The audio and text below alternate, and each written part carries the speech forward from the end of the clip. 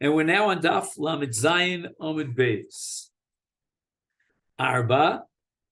We have, with regard to each mitzvah, 4 different chiyuvim, and that is, as we said on Daf Lamed Zayin Amud Beis, Lilmod Ulamed Lishma Velasos,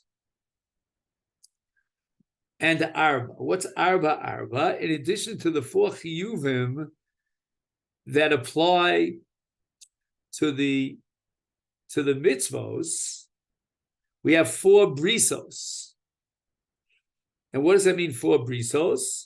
We've got Baruch B'chlal, Baruch B'frat, Or B'chlal, and Or B'frat, as we discussed on the previous Amud. So for each one of these 4 dimensions of the mitzvah, we have 4 brisos. Harei Shmona. So therefore, if we take each one of these 4 mitzvos and we apply it to each mitzvah, we've got 8 brisos. Shmonu Shmona Harei Sheshesrei. But now we have another 8 to calculate in the brisos, because we have the original 8 and another 8. And that gives us the number 16. He says there are 4 covenants, 2 brachos and 2 klolos, associated with each one of the 4 dimensions of Lilmo Velasis, Lishma Velasis. So that gives a total of 8 brisos. But Shmonu Shmona Harei Sheshesrei. He says the following: each blessing and curse was spoken 4 times. Once for each of the 4 commandments that we said were inherent in each mitzvah, and therefore the general blessing was pronounced as follows: blessed is one that learns to uphold the Torah, blessed is one that teaches, blessed is one that guards, blessed is one who fulfills. And the curse was: cursed is one who does not learn, cursed is one who does not uphold, cursed is one who does not teach, and cursed is one who doesn't guard. Similarly, the specific blessings and curses were enunciated in this manner. For example, blessed is he who does not learn to make a graven or molten image. Blessed is one who does not teach to make a graven or molten image, and so forth and so on. And the corresponding curse is: cursed is one who learns to make a graven image. Cursed is one who teaches to make a graven. Cursed is one who guards. Cursed is one who does. Therefore, in total, each one of the 4 commandments inherent in each mitzvah had 4 covenants, or blessings, or curses.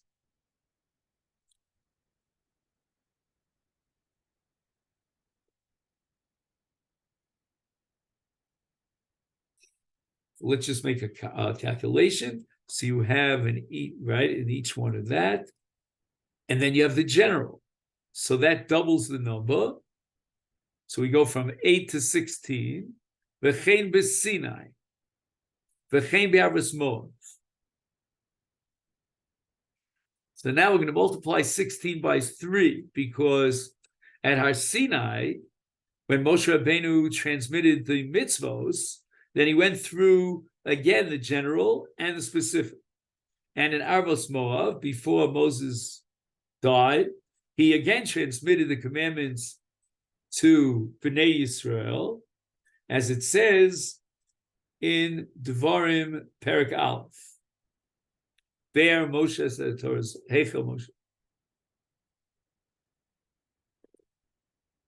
Shenemar, Ele divrei habris asher tzivas Moshe.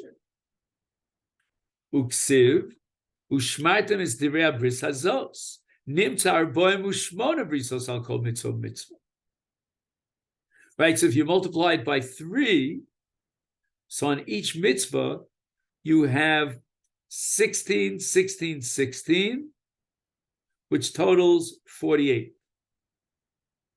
Rabbi Shimon Motzi agrees with our Eva, who machnis ol moed sheba midbar. What does this mean? Yoshua did not mention all the mitzvahs of the Torah and Hagrizim Ha'evel. He only mentioned 11. So Reb Shimon maintains that the pronouncements at Hagrizim and Ha'evel cannot be counted towards the total of 48 covenants. Why? Because there was only 11 that was mentioned. So therefore, he has to substitute Oel Moed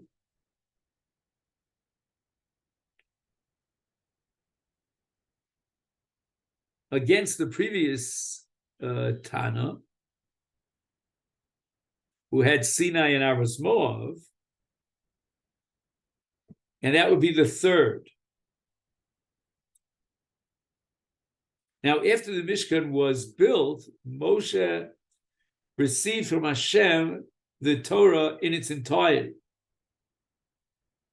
And that's based on a pasuk of Ol Moed at the beginning of Sefer Vayikra. So it seems that it was unanimously agreed amongst the Tanoim, maybe at the Kabbalah, that there were 48 brisos, 16 in each of 3 different places. So Reb Shimon is of the opinion that we have to take out the bris of Hagrizim and Ha'evel because it didn't include all the mitzvahs. So he has to find a substitute in order to jack up the number with adding another 16 to equal 48. So he's forced to substitute another location in place of Hagrizim Ha'evel, and that's going to be the Ol Moed. The Tanna Kama, on the other hand, does count Hagrizim and Ha'evel, and he holds that the bris at Hagrizim and Ha'evel included all the mitzvahs. And that's based on a principle called Davar Shaya B'Chlal, V'Yotz Min HaKlal, Lamed Lo Lamed Al Atzmi Yotzel Lamed Al Klal Kuli Yotzel.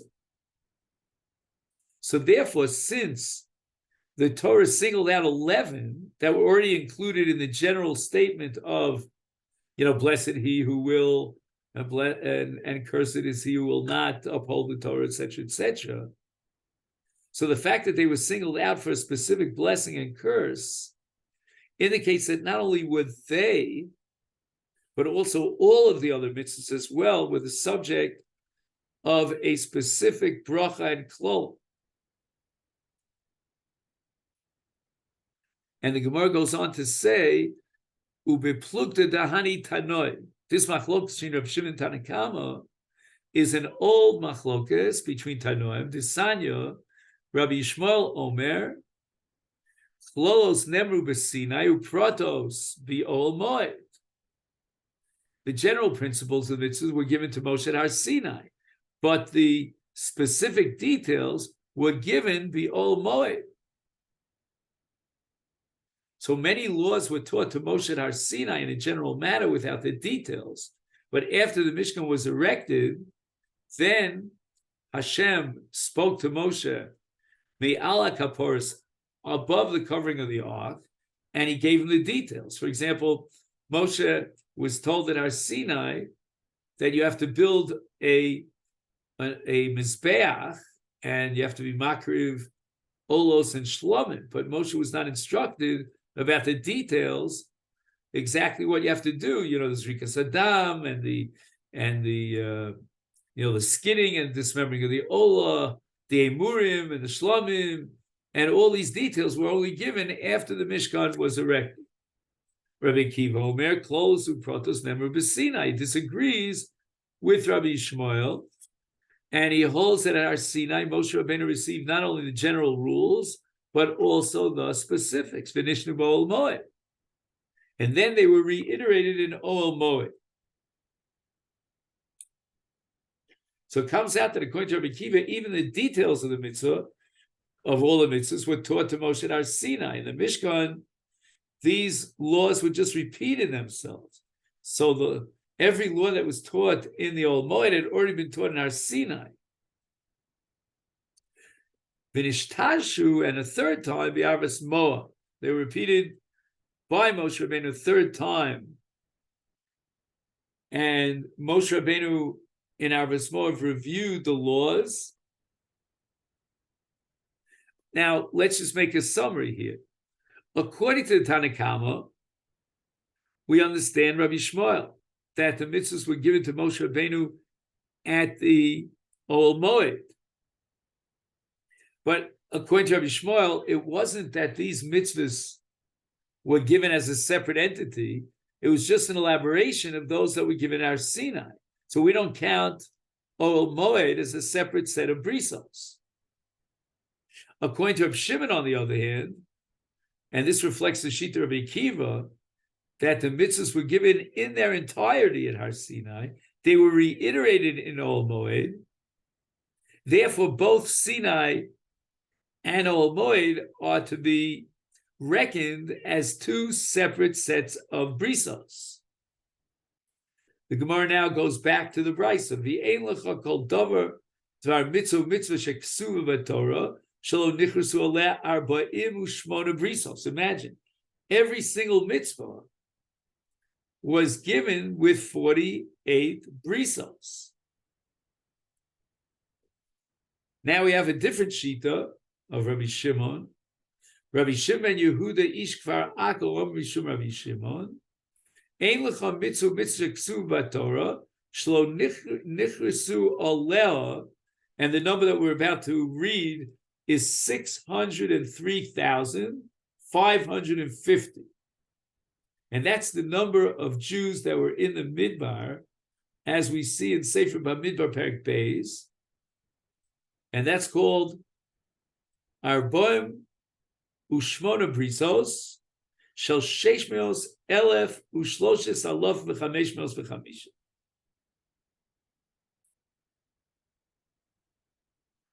Now the Gemara in Shavuos derives from a pasuk in Vayikra. A man will stumble over his brother, that all Jews are guarantors for one another. That's called Kol Yisrael Arev themselves. If any Jew sees another Jew committing a sin, and he has within his power to prevent him, if he does not do so, he is punished for that Jew's sin. So therefore, every mitzvah, for each mitzvah, each and every member, each Yisrael, takes upon himself 603,550 times 48 brisos. And now we have another position explaining Reb Shimon. Omar Rebbe, L'diri Reb Shimon ben Yehudi Shkvar Akush Om Mishum Rabbi Shimon, Ein lecha kol mitzvah Shabbat Torah, Shelo nichresu aleh, Arboim u'shmona brisos shel 600,000 ו3,550. Nimsa shel kol echad v'echad mi-Yisrael 600,000 ו3,550. So my benai, what's the difference between these two presentations of Rabbi Shimon? Omrav Mesharshia Arva di Arva Ika benai. Am I a guarantor for your functioning as a guarantor? So let's say Ruvain knows that Shimon could be mashpia on Levi. Shimon is therefore Orev for Levi, and Shimon failed to fulfill his arvus, and now Ruvain is going to be Orev to Shimon, who's an Orev to Levi. And that's called Arva de Arva. Dorash Rabbi Yudavar Nachmeni Miturguma Rabbi Shimon ben Lakish Kol Parsha Kulo Nemra Ela ben Noef V'Noefes. All these curses are referring to adultery. And the first curse is Ora Ish Asher Yaseh Pesel Masecha. What does this have to do with Niyuf? And the Gemara says, Bi'ora Sagile. If we're talking about cursing a person who denies Hashem and he worships idols, so what does Ora mean? Ora means, he won't be he'll be punished here in this world, but he'll get olam haba. No. He's given up on everything. It would not be sufficient to just simply give him an or. Elazeh bala erev of a holid pen.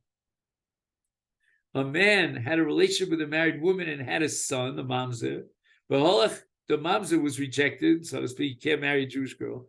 So holach levein ovdei kachavim. He says, "Let me live amongst the goyim," and he starts worshiping idols over there. V'yomer avodah zarah. And all this is a result of the niyuv. Arurim aviv v'imo shel zeh. Aviv here is referring to the biological father, who was mezana with niyuv with an eshes ish, and he's cursed. Shekach garmula. In other words, this niyuv caused avodah zarah. So avodah zarah was a result down the line of the niyuv, and therefore, indirect avodah zarah. They didn't deny God, but it's a quasi kind of avodah zarah, indirect. Torah Rabbanan Sotah es abroch al har grizim sakol har evil. Matam lomar imelamich te broch al har grizim sakol har evil harei kvar nemar. It's already written in the early pasuk, so why repeat it?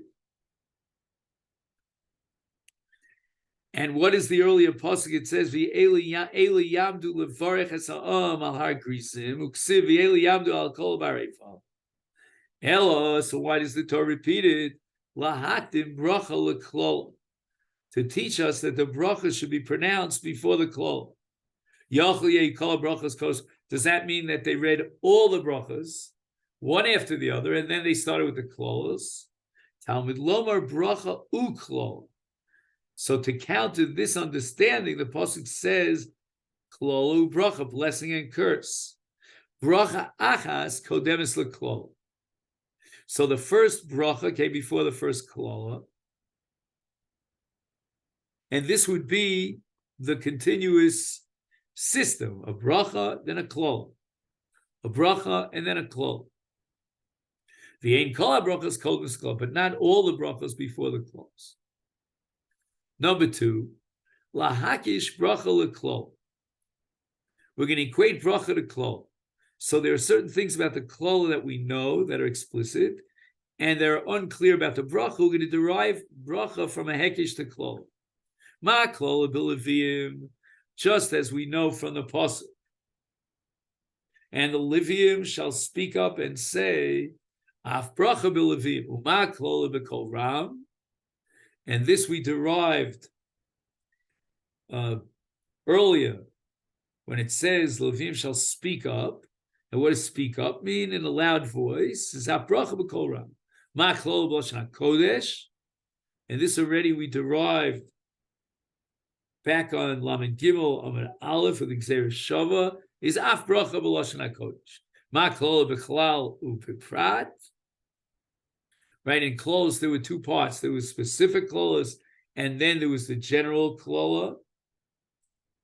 When it says, "Cursed he who will not uphold the words of the Torah," Af bracha b'klal u'b'prat.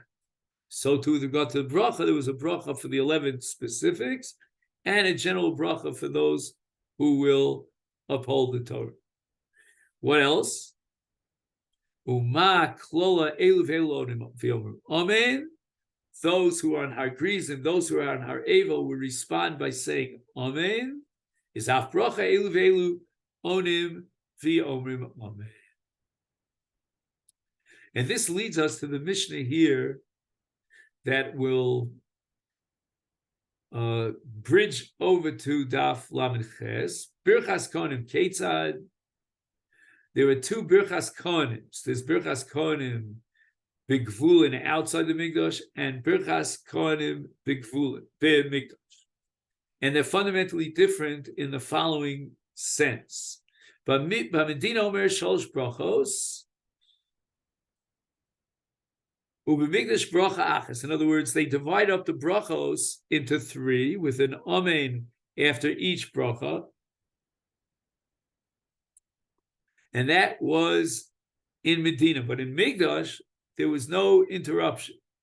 bracha achas, one continuous bracha, and the congregation did not respond to Amen. So there's no pause between the brachas. The Mikdash Omer's Hashem, the Kohen would pronounce the name of Hashem, Ki Savo, as it's written. He would say the Shema Meforish. But Medina V'Kinuyav.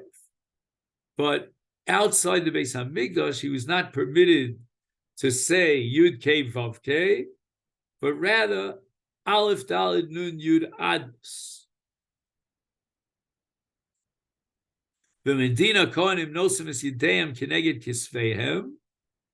Outside of the Beis HaMikdash, the Kohanim would raise their hands shoulder height, but the Mikdash al Gabi Roshem, this is for Kohen Hedjah, he would raise his hands above his head.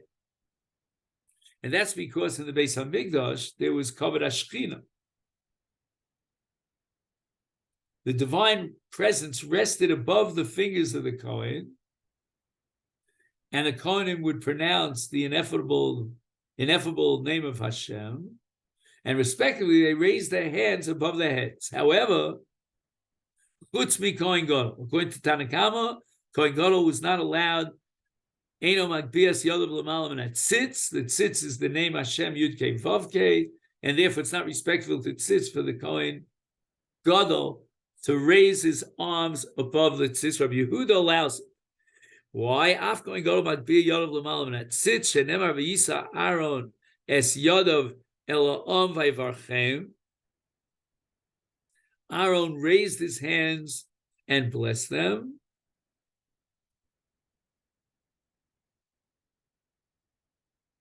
And this was on the 8th day of the Miluim, the ceremony on the final day of dedication of the Mishkan, when they installed Aaron as the Kohen Gadol, and he recited a blessing on that occasion, and that was the standard Kohen's blessing.